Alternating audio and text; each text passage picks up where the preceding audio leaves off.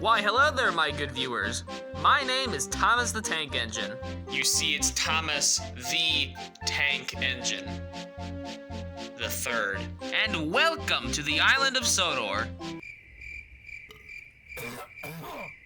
Now, most of the island of Sodor is populated by trains And other vehicles such as...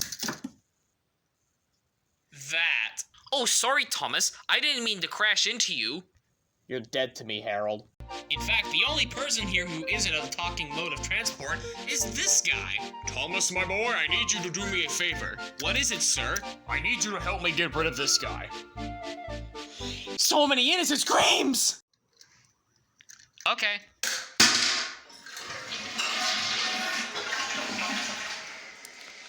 It is done.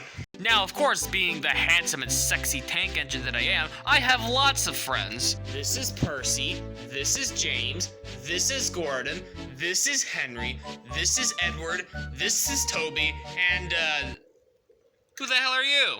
Hello, my name is Nia. get out of my life! And that's basically it. There really isn't anything else to talk about.